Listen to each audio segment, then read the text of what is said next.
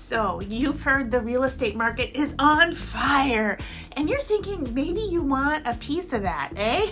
Well, you're right. The housing market is unlike anything most of us have ever experienced. And chances are that now is the best time to sell your house if you've even been thinking about it. But that doesn't mean you shouldn't put thought into the process. Here are 6 tips for home sellers in our current red-hot seller's market. And if you're wondering if you even need to get an agent to get your house sold, I touch on that too, so stay tuned until the end for the down low on the FSBO situation.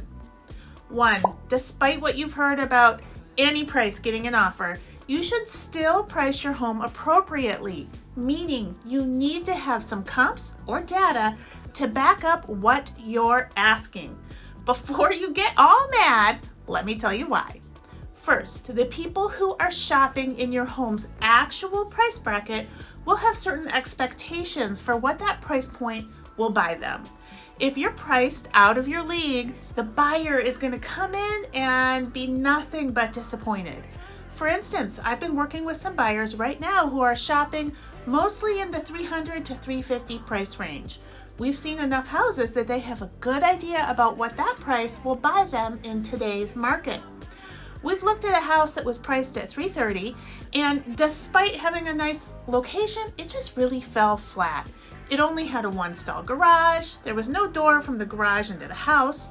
The doors were missing from the screen porch. There was no dishwasher in the kitchen, and the yard looked like a bunch of bushes got ripped out, and that was it. It was a mess in the front yard and the backyard. If this house had been priced appropriately, someone would have snapped it up by now. But because of where it is positioned in the market, it is not speaking to the buyers who are looking at it.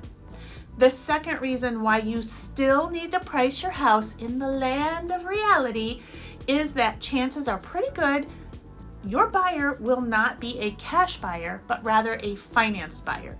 It's likely the final purchase price will end up being over list, but you want to put the responsibility for bringing the extra cash on the buyer. Many serious buyers will write into the purchase agreement that the property must appraise for at least the list price. But if it doesn't appraise for purchase price, the buyer will bring cash to close. If you had instead listed at a crazy high amount and got lucky enough to find a buyer willing to pay that, guess who would be up a creek if the appraisal came in short? You, at least partially. Even if you told the buyer to cough up the money or take a hike, you could be looking at being back at square one and having to go back on market with everybody wondering what's wrong with the house. 2, plan your showing strategy. There are more buyers out there right now than there are houses to go around. It's like a giant game of musical chairs, and there's a lot of people that want in every house that comes on the market, which means there's a huge scramble for showings. It will be almost impossible for you to live any semblance of a regular life while your property is experiencing the freight train of agents and buyers coming through. I find it's better for my seller clients to plan to list the house on Friday morning when they leave for work, and then have my sellers go away for the weekend or at least get a hotel locally. We pack in as many showings as we can on Friday, Saturday, and Sunday morning, and then my sellers come home Sunday at noon. We review the offers and we make our decision and respond by Sunday evening. 3, think about selling as is. It used to be that homes being sold in as-is condition had a slight, I don't want to say stigma, but a slight something going on about them. Maybe they were estates and the executor didn't have firsthand knowledge of the home. In other cases, the sellers didn't have the time or the funds to deal with repairs, so they priced the home appropriately. Now it seems like most offers that are being accepted by sellers are as-is, with inspections for the buyer's informational purposes only, or inspections completely waived by the buyers. If that's something that's very appealing to you as a seller, why not just lay it out there so buyers know what the rules of your game are?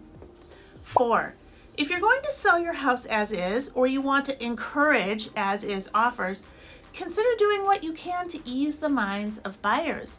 Maybe have your HVAC serviced or your roof inspected and attach those reports to the listing.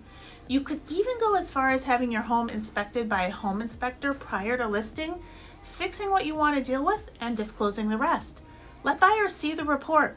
In my opinion, transactions always work out better when all parties enter eyes wide open. 5. How do you handle lining up the sale of your current house with the move into your next one?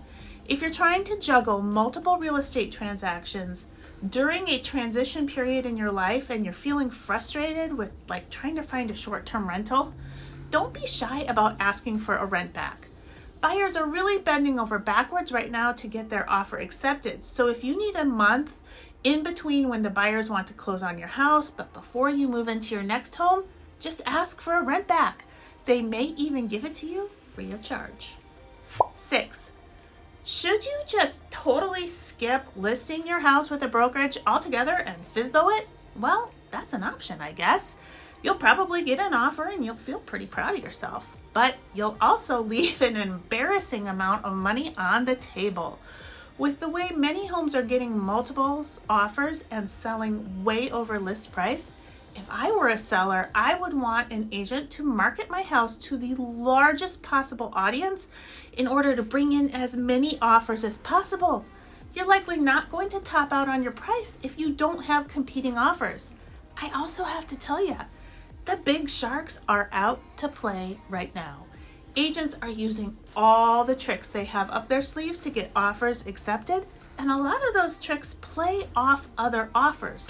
So if there's not many offers, you're not going to reach the highest potential in price. There's a lot to understand and sort through when evaluating offers, the addendums, and all the extra bells and whistles. Having someone with experience on your side helping you to distill it all is invaluable. Chances are the agent you hire will essentially pay for their own commission with the escalated price they're able to bring you. And then you'll have peace of mind knowing that someone who knows what they're doing is handling all of the details to ensure a smooth transaction. Are you thinking about selling and you want to bounce some ideas off an agent? Reach out. I'd love to talk with you. You'll find all my contact information and a free downloadable seller's guide in the description box below this video. If you're watching on your phone, just tap the title and it will open up. Hey, it's been fun, and I'll catch you later.